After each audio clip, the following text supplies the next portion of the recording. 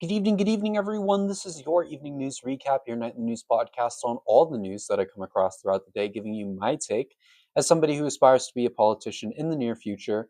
Hopefully, all you guys are doing wonderful. Hopefully, all you guys are doing well. Today is October. It's not October. Today is November 29th, and it is Saturday. I know what day it is. It is Saturday. Hopefully, all you guys have had a wonderful weekend so far. Tomorrow is Sunday, of course, and the work week is on the way.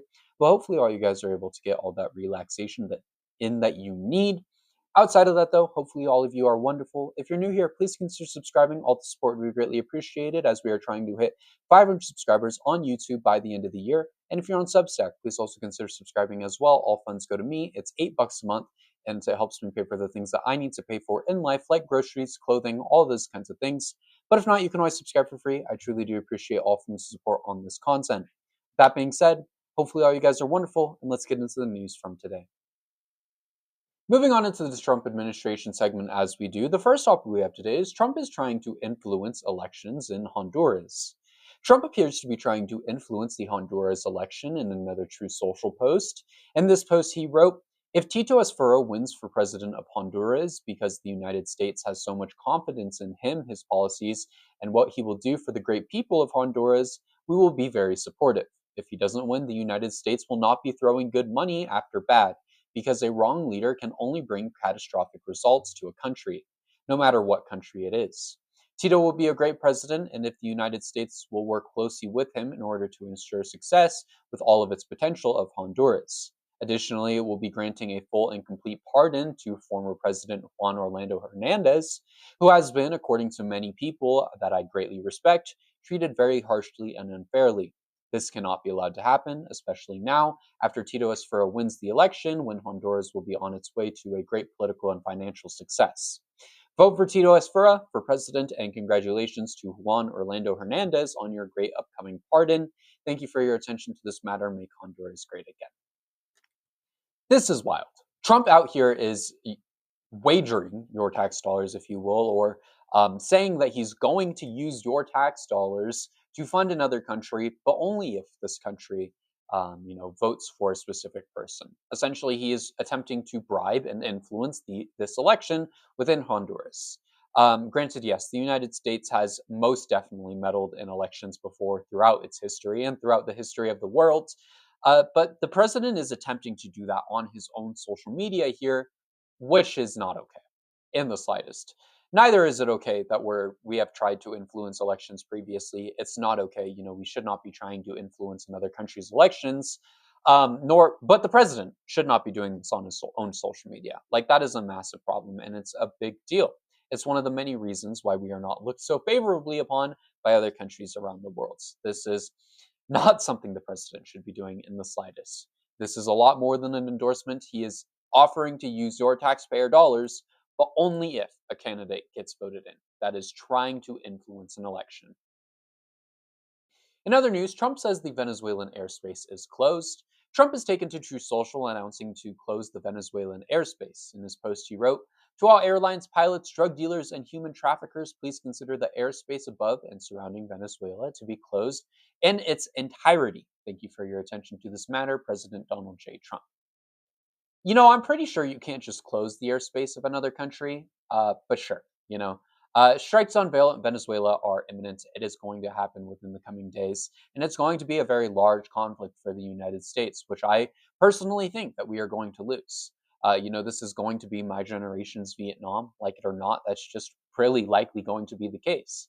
A lot of people are going to come out and speak out against this war. A lot of people are going to protest. A lot of people are going to refuse to fight in this war, along with so many other things. This is going to be a big event, not just for the country, but for Gen Z specifically.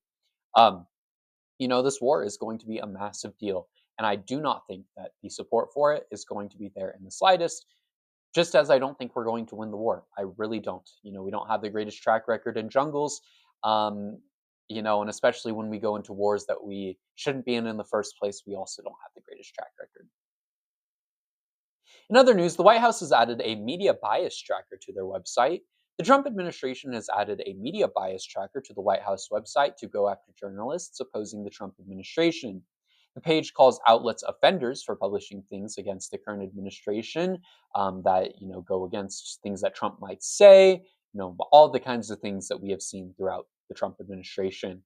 It sorts the page by the claim that was made, the publisher who published it, the reporter who reported on it, and the category of how Trump doesn't like it or why Trump doesn't like it.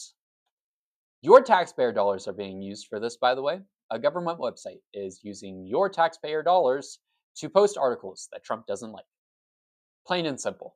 I mean, think about that for a second, because what is that? Like, that is directly a waste. If only Doge was still around to cut this wasteful spending, wouldn't that be nice? But nope.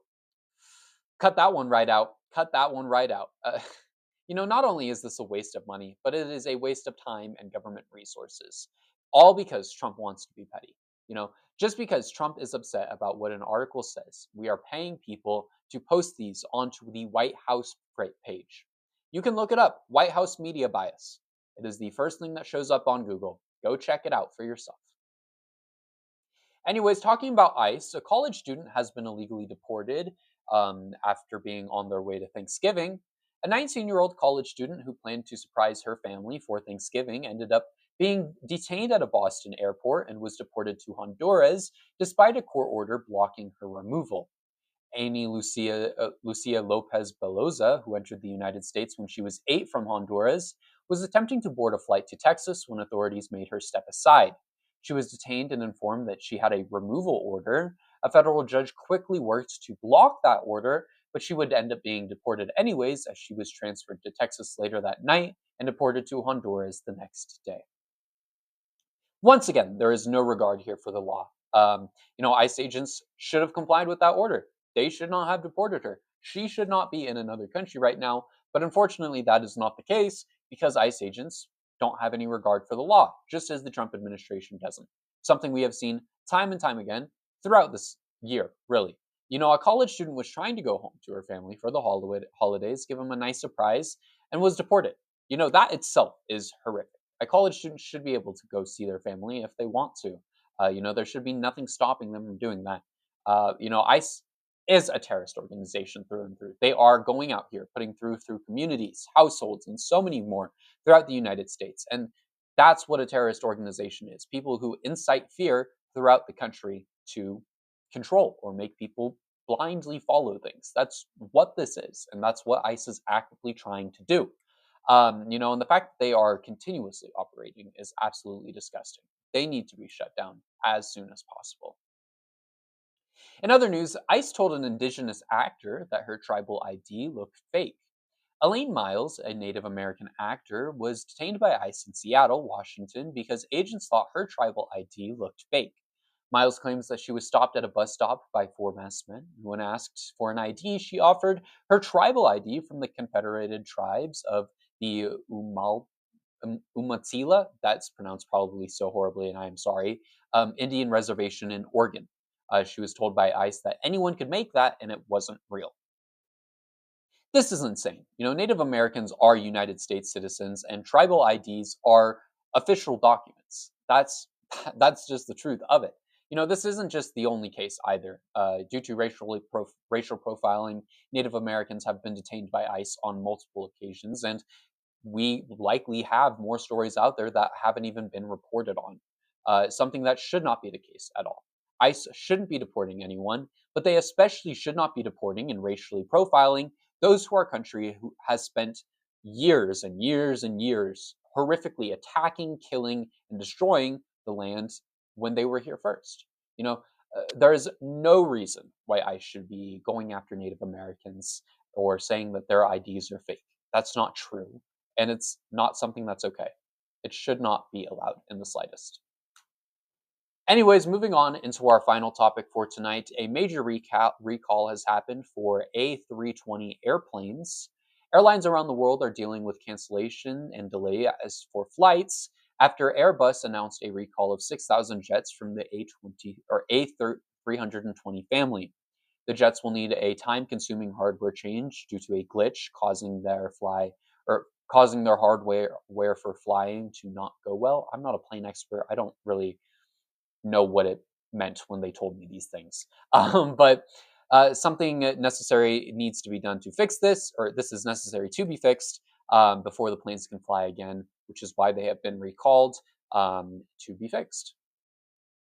Even though delays suck, this is a great thing to see because at least they're actually fixing their planes, not planes, and keeping people safe. Unlike Boeing, Boeing has had issues for years. There have been reports of, doors falling off of planes and so many more things that Boeing has just been willing to let happen throughout the years. And I'm glad to see that other plane companies are actually taking an initiative here to protect the consumer, unlike these bigger companies like Boeing. I don't know much about Airbus. I don't know how big of a plane producer it is, but it's good to see that a plane company is, taking their planes off the line and saying, "Hold on, we got to fix this first," rather than what Boeing would do, and it's just putting them on the line and saying, "Ah, fuck it, we don't care anyways." With that being said, though, thank you everyone for watching today's episode. I hope you all enjoyed. It has definitely been a very interesting day in the news world, that is for sure. If you're new here, though, please consider subscribing. All the support would be greatly appreciated as we are trying to hit 1,000 subscribers on YouTube by this summer coming up. But if you're on Substack, please also consider subscribing as well. All funds go to me. They help me pay for the things that I need to pay for in college, like my groceries, clothing, all of that. This is a viewer supported page, so all the support is greatly appreciated, whether you're a free subscriber, paid subscriber, whatever you are. I truly do appreciate all forms of support on this content. It means the world to me. Thank you all so much for watching today's video. I hope you all enjoyed. And with that being said, have a good one, guys. I'll see you